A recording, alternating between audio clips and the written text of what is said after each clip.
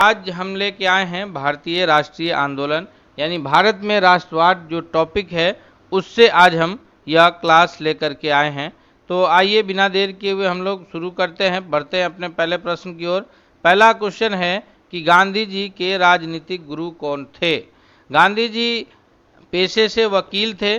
जब इन्होंने दक्षिण अफ्रीका में केस लड़ा तो वहाँ भी श्वेत और अश्वेत का झगड़ा था, उसके विरुद्ध गांधी जी वहाँ सक्रिय रहे और गांधी जी वहाँ कई सारे आश्रम की स्थापना की और खासकर जो काले लोग थे उनके विरुद्ध मजबूती से लड़ा।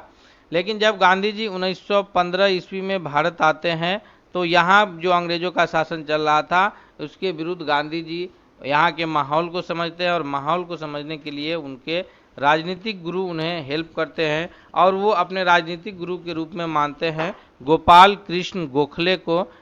तो इस प्रश्न का जो सबसे करेक्ट आंसर है वो ऑप्शन नंबर बी है कि गोपाल कृष्ण गोखले हैं आगे जो महात्मा गांधी के राजनीतिक गुरु हैं। अगले सवाल की ओर बढ़ते हैं। दूसरा नंबर क्वेश्चन है हमारे स्क्रीन पर कि गांधी जी अफ्रीका से भारत कब लौटे थे। इसका सबसे सही उत्तर क्या होगा। 9 जनवरी 1915 को लौटे हैं या फिर 9 फरवरी 1915 को या 9 मार्च 1915 को या फिर 9 अप्रैल 1915 को। तो इस प्रश्न का जो सबसे करेक्ट आंसर होगा कि गांधी जी जब केस लड़के वापस दक्षिण अफ्रीका से भारत आए हैं वह 9 जनवरी 1915 को आए हैं, यानी ऑप्शन नंबर ए जो है वो सबसे करेक्ट आंसर के रूप में होगा। अब हम लोग बढ़ेंगे अगले क्वेश्चन की ओर। अगला प्रश्न हमारे स्क्रीन पर है कि आधुनिक भारत का इतिहास में जो ये प्रश्न है, निम्नलिखित में से कौन गांधी जी के दक्षिण अफ्रीका से संबंधित नहीं है। दक्षिण अफ्रीका में हमने पहले ही कहा है कि गांधी जी ने कई आश्रम की स्थापना किए हैं। तो वहाँ उन्होंने नटाल इंडिया कांग्रेस की स्थापना, फिर उसके बाद जो है इंडियन ओपिनियन है, फिनिक्स आश्रम है और साबरमती आश्रम है। तो दक्षिण अफ्रीका में गांधी जी के जो ये है संबंधित है वो नटाल इंडिया कांग्रेस भी दक्षिण अफ्रीका से संबंधित है, उसके बाद जो है इंडियन ओपिनियन भी वहाँ से संबंधित है, फिनिक्स आश्रम भी संबंधित है। लेकिन साबरमती आश्रम जो है गांधी जी जब भारत आते हैं तो यहाँ गुजरात में उन्होंने साबरमती आश्रम की स्थापना की, यानी जो सही उत्तर होगा वो ऑप्शन नंबर डी होगा। दोस्तों अगर आप चैनल पर नए हैं, अब तक चैनल को सब्सक्राइब नहीं किया है तो आप चैनल को जरूर सब्सक्राइब कीजिए और बेल आइकन को दबा लीजिए ताकि जो भी वीडियो आए आप तक सबसे पहले पहुंचे और अपने दोस्तों के बीच भी इसे शेयर कीजिए। अगला क्वेश्चन है कि गांधी जी को सर्वप्रथम किसने महात्मा कहा था। गोपाल कृष्ण गोखले ने, सरदार पटेल ने, रविंद्रनाथ टैगोर ने या फिर एनी बेसेंट ने। तो याद रखिएगा इस प्रश्न का जो सबसे चौथा नंबर क्वेश्चन का करेक्ट आंसर होगा कि गांधी जी को जो अपना राजनीतिक गुरु मानते हैं, गांधी जी जिन्हें अपना राजनीतिक गुरु मानते हैं वो है गोपाल कृष्ण गोखले। उसके बाद जो है जो गांधी जी को महात्मा कहा है सबसे पहले वो हैं रविंद्रनाथ टैगोर, जिनका संबंध जो है बंगाल से है और इन्होंने दो राष्ट्रों के लिए जो है राष्ट्रगान लिखा है। एक भारत के लिए हमारा जनगण मन जो है वो रविंद्रनाथ टैगोर ने ही लिखा है और बंगाल विभाजन के समय जो रविंद्रनाथ टैगोर ने लिखा था आमार सोनार बंगला, जो आज के डेट में बांग्लादेश का राष्ट्रगान है, वो भी रविंद्रनाथ टैगोर ने ही लिखा है। महात्मा गांधी को सबसे पहले उन्होंने ही महात्मा कहा था और तो इसका सबसे सही उत्तर ऑप्शन नंबर सी है। अगले क्वेश्चन की ओर बढ़ते हैं हम लोग। अगला क्वेश्चन है कि निम्नलिखित में से कौन सा संघर्ष गांधी जी से संबंधित है। ये चंपारण सत्याग्रह या अहमदाबाद का मील मजदूर और खेरा सत्याग्रह। तो अगर हम लोग ध्यान से देखें तो इसका जो सबसे करेक्ट आंसर होगा तो निम्नलिखित में से कौन सा संघर्ष गांधी जी से संबंधित है। तो ये सभी के सभी संघर्ष जो है गांधी जी से संबंधित ही संघर्ष है, यानी गांधी जी जब भारत लौटे हैं तो सबसे पहले जो है उन्होंने चंपारण सत्याग्रह 1917 में, उसके बाद जो है अहमदाबाद के मील मजदूर का सत्याग्रह है, फिर खेरा सत्याग्रह है। तो ये तीनों सत्याग्रह जो है वो गांधी जी से संबंधित है। तो ऑप्शन इनमें से कोई नहीं ना होकर के इनमें से सभी ऑप्शन होगा, यानी ऑप्शन नंबर डी जो है इनमें से सभी ये सबसे करेक्ट आंसर होगा कि ये सभी जो है वो गांधी जी के ये से संबंधित है, गांधी जी से संबंधित है। अगले क्वेश्चन की ओर बढ़ते हैं हम लोग। अगला प्रश्न है कि किसके कहने पर गांधी जी चंपारण आए थे। 1917 में जब चंपारण गांधी जी आए थे, और ये जो है पहला गांधी जी का, समझिए तो गांधी जी का पहला सत्याग्रह है चंपारण सत्याग्रह। गांधी जी जब भारत लौटे हैं 1915 में, तो उसके बाद गांधी जी जो है अलग अलग कांग्रेस के 1916 के अधिवेशन में हिस्सा लिए, और फिर अलग अलग जगहों पर गांधी जी स्थिति को समझ रहे थे। तो उसी बीच जो 1916 में कांग्रेस का अधिवेशन हुआ है, कल ये यहाँ सॉरी लखनऊ का एक बहुत फेमस अधिवेशन है, क्योंकि उसी अधिवेशन में जो है 1916 का जो लखनऊ अधिवेशन है, उसमें गांधी जो मुस्लिम लीग और कांग्रेस के बीच संबंध अच्छे हुए थे, तथा कांग्रेस के नरम और गरम दल एक हुए थे 1916 के लखनऊ अधिवेशन में। उसके बाद जो है उस अधिवेशन में गांधी जी भी हिस्सा लिए थे। तो वहाँ उसके बाद गांधी जी से जो मिल करके गांधी जी को अपनी समस्या बताए हैं, वो है राजकुमार शुक्ल। उन्होंने कहा कि हम लोग जो है चंपारण से आए हैं, जहां हम किसानों को मजबूर किया जाता है नील की खेती करने पर, और 3/20 यानी 20 कट्ठा में से 3 कट्ठा में हम लोग को नील की खेती करना पड़ता है। और इसीलिए गांधी जी यहाँ आए थे, और गांधी जी यहाँ आए तो उसके बाद जो है गांधी जी का वो पहला सत्याग्रह था, और इसमें सफलता मिली। उसके बाद गांधी जी जो है राष्ट्रवादी आंदोलन में, राष्ट्रीय आंदोलन में सक्रिय होते हैं। हम लोग बढ़ते हैं आगे अगले प्रश्न की ओर। अगला क्वेश्चन है कि निम्नलिखित में कौन सुमेलित नहीं है? चंपारण सत्याग्रह 1917 में, उसके बाद खेरा सत्याग्रह 1918 में, रॉलेट एक्ट, जिसको जो है Rowlatt act no appeal no दलील वाला जो कानून है 1920 ईस्वी में। तो याद कीजिए कि 1917 में जो है चंपारण सत्याग्रह होगा, गांधी जी का यह पहला सत्याग्रह था। उसके बाद है खेरा सत्याग्रह 1918 में, जो कि करेक्ट आंसर है। उसके बाद है रॉलेट एक्ट, जो कि 1920 नहीं बल्कि 1919 में आया है, और इसी के विरुद्ध जो है यह काला कानून, इसी के विरुद्ध जलियांवाला बाग में लोग सभा कर रहे थे, जिस पर जनरल ओ डायर की सेना ने गोली चला करके निहत्थे लोगों को पर जान ले लिया था, हजारों लोग उसमें मारे गए थे। तो ये जो है गांधी जी यानी सुमेलित जो नहीं है, वो ऑप्शन नंबर सी है कि रॉलेट एक्ट जो है यह सुमेलित नहीं है। अगले प्रश्न की ओर बढ़ते हैं। अगला प्रश्न है कि ऐसा कानून जिसके तहत बिना चाहे जिसे चाहे बिना मुकदमा चलाए जेल में डाल दे, और उसे किस नाम से जाना जाता है, यानी कौन सा कानून था जिसके तहत बिना मुकदमा चलाए जो है भारतीयों को जेल में डाला जाता था, और जब चाहे जो है उसको जेल में डाल दिया जाता था। नो अपील नो दलील नो वकील जो है इसमें कहलाता था। तो ये आर्म्स एक्ट है, रॉलेट एक्ट है, या दोनों हैं A+B, या इनमें से कोई नहीं। तो हम सभी जानते हैं यह रॉलेट एक्ट था, जो कि 1919 में आया था रॉलेट एक्ट, और इसी के तहत जो है नो अपील नो दलील नो वकील, बिना चाहे किसी को भी मुकदमा चलाए जेल में डाल दिया जाता था। यह रॉलेट एक्ट था। अगले क्वेश्चन की ओर बढ़ते हैं हम लोग कि जलियांवाला बाग हत्याकांड कब हुआ था? यह 13 जनवरी 1919 है, 13 मार्च 1919 है, 13 अप्रैल 1919 है, या 13 मई 1919 है। तो जलियांवाला बाग हत्याकांड जो हुआ था, यह बैसाखी का दिन था, जो त्यौहार है बैसाखी का त्यौहार पंजाब हरियाणा के क्षेत्र में किसानों के द्वारा मनाया जाता है। यह फसलों का त्यौहार है, जैसे केरल में ओनम, तमिलनाडु में पोंगल, असम में बिहू त्यौहार मनाया जाता है। उसी प्रकार से यह कृषि का त्यौहार पंजाब में और हरियाणा क्षेत्र में बैसाखी का मनाया जाता है। तो यह 13 अप्रैल का दिन था, और 13 अप्रैल 1919 को डॉक्टर सैफुद्दीन किचलू और डॉक्टर सत्यपाल की गिरफ्तारी हो गई थी, और उन्हीं के लिए जो है जलियांवाला बाग में, जो कि अमृतसर में स्थित है, एक शांतिपूर्ण सभाएं चल रही थी, और उस सभा पर जनरल ओ डायर जो है सेना के साथ पहुंच गए, और उन निहत्थे लोगों पर उन्होंने लगातार जो है गोलियां चलाई, जिसमें हजारों लोग मर गए। उसमें एक कुआं है, जब आप जाएंगे जलियांवाला बाग देखने तो उसी के बीच में कुआं है। बहुत सारे लोग अपनी गोली से मरने के बजाय कुआं में कूद करके जान दे देते हैं। तो इस प्रकार जो है सबसे बड़ा नरसंहार कहिए उस वक्त का ये जलियांवाला बाग था, और इसकी जांच करने के लिए जो है अंग्रेज सरकार ने हंटर कमीशन जो है एक नियुक्त किया था, और उसने जनरल ओ डायर को ही सही ठहरा दिया था। तो उन्होंने कहा कि जनरल ओ डायर ने गोली ही नहीं चलाया है। तो अब ये उस वक्त अंग्रेजों की हुकूमत थी, तो वो जैसे चाहते थे करते थे।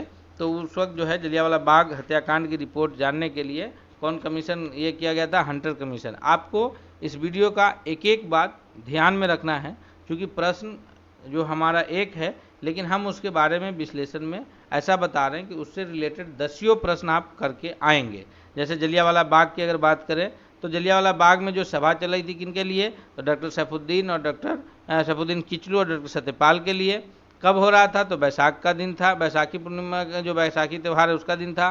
दूसरी बात की जलियांवाला बाग हत्याकांड में किसने गोली चलवाया था, तो जनरल ओ डायर ने। जलियांवाला बाग हत्याकांड में जब हुआ तो उसके विरुद्ध कौन सा कमीशन गठित किया गया था, तो हंटर कमीशन। इस प्रकार हर एक प्रश्न में विश्लेषण से बहुत सारे प्रश्न निकलेंगे, आप उसे ध्यान में जरूर रखिएगा। अगला क्वेश्चन है कि जलियांवाला बाग में किसके गिरफ्तारी के विरुद्ध सभा चल रही थी, तो इसको पीछे हम लोग चर्चा किए हैं, तो यहाँ अब चर्चा करने की आवश्यकता नहीं है कि जलियांवाला बाग में जो गिरफ्तारी के विरुद्ध सभा चल रही थी वो डॉक्टर सत्यपाल और डॉक्टर सैफुद्दीन किचलू, यानी ऑप्शन नंबर सी जो है वो करेक्ट आंसर हो जाएगा कि दोनों की गिरफ्तारी के विरुद्ध सभाएं चल रही थी। अगले प्रश्न की ओर बढ़ते हैं।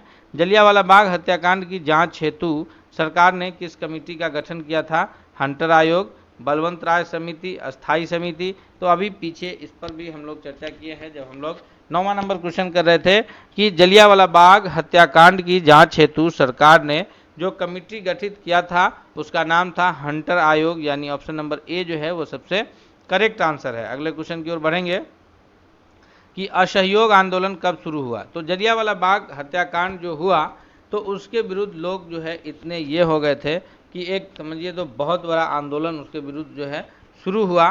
उसको असहयोग आंदोलन के नाम से भी जाना जाता है। जलियांवाला बाग हत्याकांड जब हुआ तो उसमें जो है लोग इतने तकलीफ दे था, इतने लोग मारे गए थे, इतना बड़ा जनसंहार था, नरसंहार था वो, कि उसके विरुद्ध जो है ये रविंद्रनाथ टैगोर ने उनको सर नाइट की उपाधि दी गई थी, उन्होंने वो लौटा दिए और पूरे देश स्तर पर जो है एक आंदोलन छिड़ा, उसको असहयोग आंदोलन, नॉन कोऑपरेशन मूवमेंट के नाम से जाना जाता है।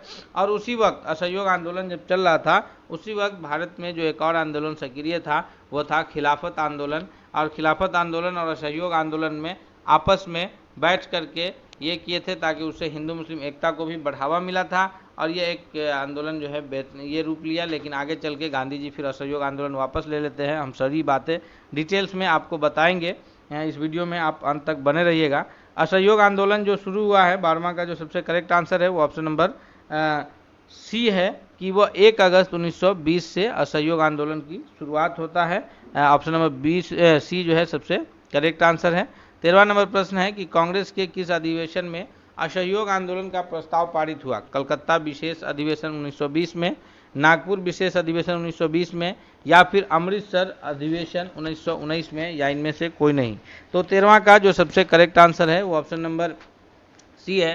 कांग्रेस का हर वर्ष एक अधिवेशन होता था और भारत के हर अलग अलग इलाके में होता था, लेकिन अगर कुछ इस प्रकार की अप्रिय घटनाएं हो जाती थी या कुछ इस प्रकार की बात होती थी जहां ये करना आवश्यक पड़ता था तो कुछ विशेष अधिवेशन बुलाया जाता था। तो ये जो ये है असहयोग आंदोलन का प्रस्ताव जो पारित हुआ है 13वां नंबर प्रश्न का जो सबसे करेक्ट आंसर होगा वो ऑप्शन नंबर बी होगा कि नागपुर के अधिवेशन 1920 में जो है इस बात को पारित किया गया था और कि हम लोग असहयोग आंदोलन का प्रस्ताव पारित हुआ था। अगले प्रश्न की ओर बढ़ेंगे। अगला है कि खिलाफत आंदोलन से संबंधित नेता हैं।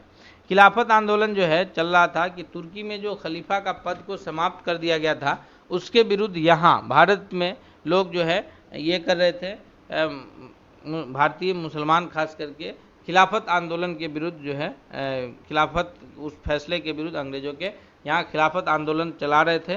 तो उनके नेता कौन थे, उनके नेता थे संबंधित नेता इसमें से नहीं है, उसमें शौकत अली है, इनायत अली है और मोहम्मद अली है। तो इसमें जो संबंधित नेता नहीं है या इनमें से कोई नहीं, 14वां नंबर प्रश्न का जो सबसे करेक्ट आंसर होगा कि खिलाफत आंदोलन के जो है संबंधित नेता नहीं है वो इनायत अली नहीं है। आगे भारत में एक और आंदोलन चला है जो पहले ही चला है, इससे इनायत अली और विलायत अली, ये दोनों अली बंधु ही हैं, ये वहाबी आंदोलन के नेता हैं। और शौकत अली और मोहम्मद अली ये खिलाफत आंदोलन के नेता, याद रखेंगे दोनों में अली बंधु ही है।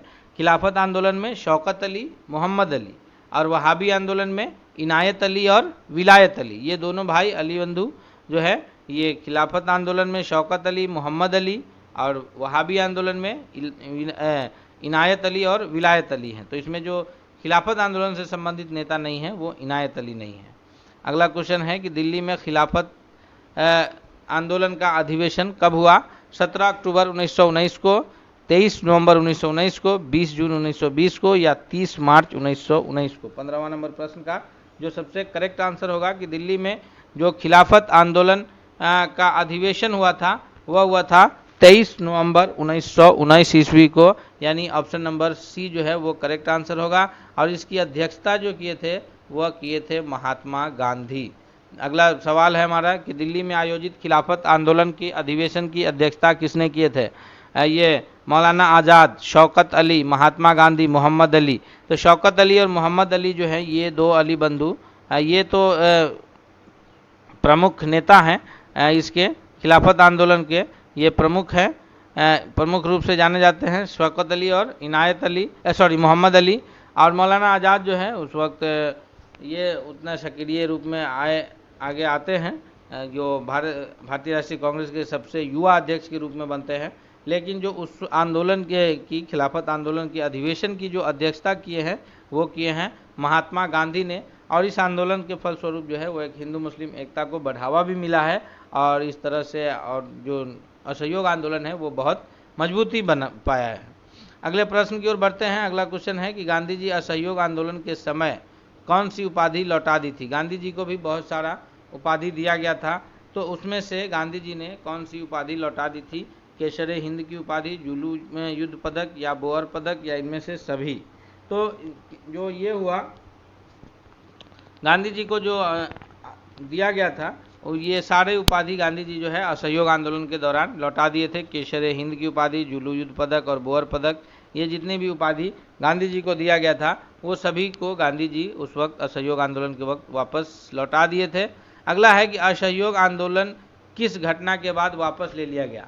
लेकिन असहयोग आंदोलन ठीक ठाक से चल रहा था, अचानक गांधी जी वापस ले लिए, क्योंकि गांधी जी जो थे वो लगातार अहिंसा में विश्वास रखते थे और वो ये कहते थे कि हम किसी भी प्रकार से हिंसात्मक लड़ाई नहीं लड़ेंगे। और उनका ये मानना था कि हिंसात्मक ढंग से हम इस आज़ादी की लड़ाई को जीत भी नहीं सकते हैं, इसलिए उन्होंने जो है लगातार जो है अहिंसात्मक ढंग से इसकी लड़ाई लड़ रहे थे।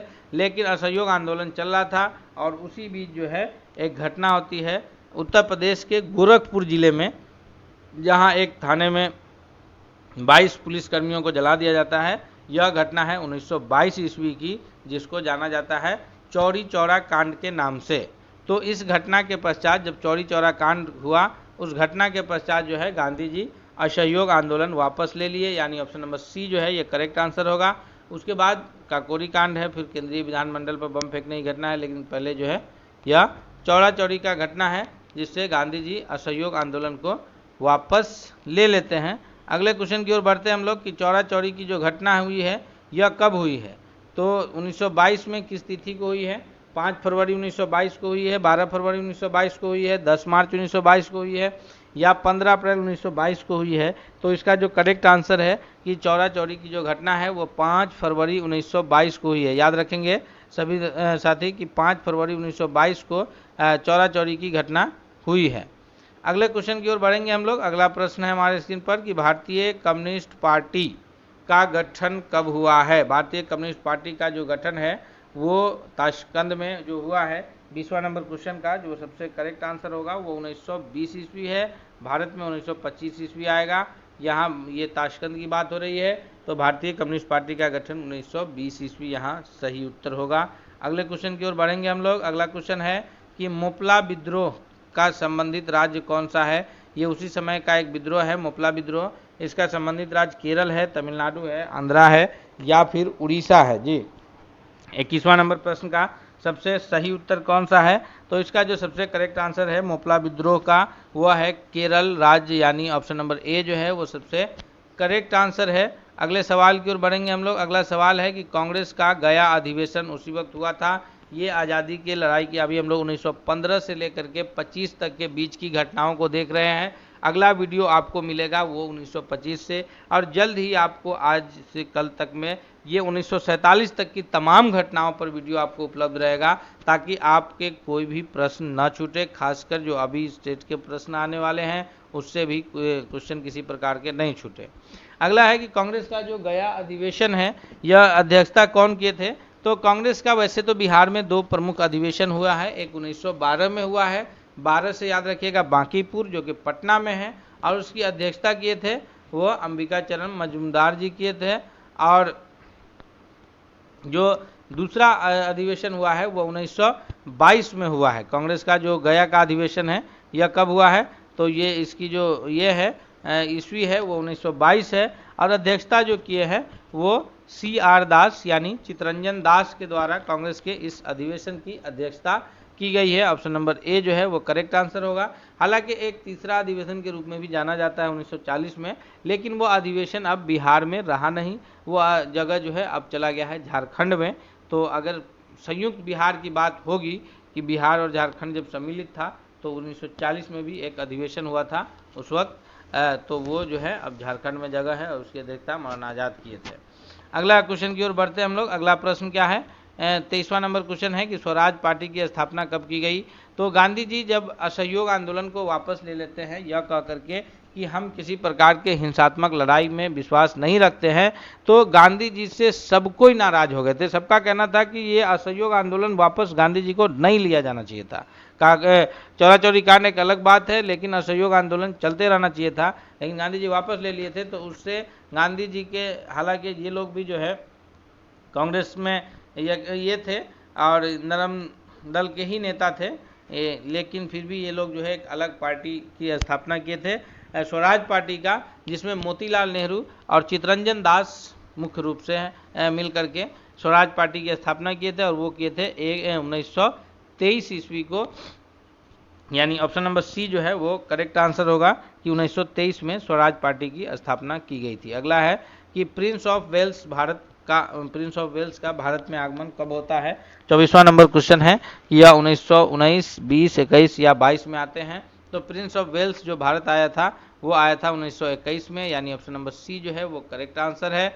अगले क्वेश्चन की ओर बढ़ते हैं कि स्वराज पार्टी के संस्थापक में शामिल नहीं है। अभी हम पीछे कहे थे कि 1923 में जो स्वराज पार्टी की स्थापना हुई है उसमें जो शामिल हैं वो हैं मोतीलाल नेहरू और चितरंजन दास। तो इसमें शामिल कौन नहीं है, तो शामिल जो नहीं है वो है हमारे बिहार से भारत के प्रथम राष्ट्रपति डॉक्टर राजेंद्र प्रसाद जी। सबसे correct answer option number B है। अगले सवाल की ओर बढ़ते हैं। अगला सवाल है कि यंग इंडिया के लेखक कौन है। यंग इंडिया के लेखक महात्मा गांधी हैं, राजेंद्र प्रसाद हैं, या फिर रविंद्रनाथ टैगोर है। तो इसका जो सबसे सही उत्तर है कि यंग इंडिया के जो लेखक हैं वो कौन है, तो यंग इंडिया के लेखक है Mahatma Gandhi. Option number A जो है वो सबसे सही उत्तर है। अगले क्वेश्चन की ओर बढ़ते हैं कि रविंद्रनाथ टैगोर ने किसकी रचना की है। अनहैप्पी इंडिया, गीतांजलि, आनंद मठ, इनमें से कोई नहीं जी। 27वां नंबर क्वेश्चन का सबसे करेक्ट आंसर क्या है, तो रविंद्रनाथ टैगोर की जो रचना है या गीतांजलि जो है इनकी प्रमुख रचना है, और इनको नोबेल पुरस्कार भी मिला है। तो इनका जो सबसे करेक्ट आंसर है 27वां नंबर क्वेश्चन का जो सबसे सही उत्तर के रूप में जाना जाएगा वो ऑप्शन नंबर बी है। अगले सवाल की ओर बढ़ते हैं कि काकोरी कांड कब हुआ था। काकोरी कांड हुआ जिसमें ट्रेन में जो है चलती ट्रेन को रोक करके और उसमें से जो भी हथियार थे वो लूटा गया था, जिसमें प्रमुख रूप से राम प्रसाद बिस्मिल और अशफाकुल्ला खां का नाम आता है। तो ये जो 28वां नंबर क्वेश्चन है कि काकोरी कांड, तो काकोरी कांड नामक जो घटनाएं घटी है इसका जो सबसे सही उत्तर होगा वो ऑप्शन नंबर बी होगा। ये 1925 में यह घटना घटी है जिसमें काकोरी स्टेशन पर जो है ट्रेन को रोक करके उसमें से तमाम तरह के हथियार को लूटे गए थे और बाद में इन लोगों को पकड़े जाने पर फांसी की सजा दे दी गई थी। इसमें प्रमुख नाम जो है राम प्रसाद बिस्मिल और अशफाकुल्ला खां का आता है। अगले क्वेश्चन की ओर बढ़ते हैं कि काकोरी कांड से संबंधित कौन नहीं है। राम प्रसाद बिस्मिल है, अशफाकुल्ला खान है, रोशन लाल है और भगत सिंह है। तो 29वां नंबर सवाल का जो सबसे करेक्ट आंसर होगा कि ये ऊपर के जो तीन हैं राम प्रसाद बिस्मिल, अशफाकुल्ला खां और रोशन लाल, ये सभी काकोरी कांड में सम्मिलित थे, और जो नहीं थे उस कांड में वो भगत सिंह नहीं थे। भगत सिंह को बाद में सेंट्रल असेंबली में बम फेंकना और जो है तो इसके लिए जाना जाता है। तो इसका जो करेक्ट आंसर होगा वो ऑप्शन नंबर डी होगा कि काकोरी कांड में जो शामिल नहीं है, 29वां नंबर सवाल का वो ऑप्शन नंबर डी है। कौन शामिल नहीं है, तो भगत सिंह उसमें शामिल नहीं है। अगले सवाल की ओर बढ़ेंगे। अगला सवाल है कि हिंदुस्तान सोशलिस्ट रिपब्लिकन एसोसिएशन की स्थापना कब हुई थी। हिंदुस्तान सोशलिस्ट रिपब्लिकन एसोसिएशन 30वां नंबर प्रश्न है। इसकी स्थापना 1925, 1928, 1930 या 1932 में हुई है। तो इसकी जो स्थापना हुई है वह 1928 में हुई है, यानी ऑप्शन नंबर बी जो है वो सबसे करेक्ट आंसर है। अगले क्वेश्चन की ओर बढ़ेंगे।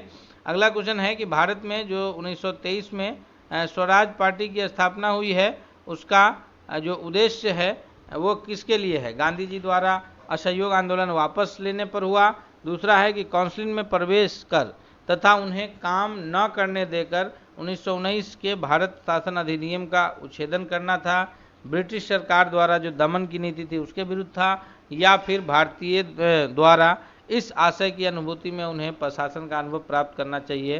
तो जो सबसे सही उत्तर है अगर कूट मिलाया जाए तो ऊपर के तीन कि गांधी जी जब असहयोग आंदोलन वापस ले लिए तो वो भी एक कारण था। दूसरा था कि 1919 का जो भारत शासन अधिनियम आया था उसका उच्छेदन करना, ब्रिटिश सरकार का जो दमन नीति था उसका विरोध करना।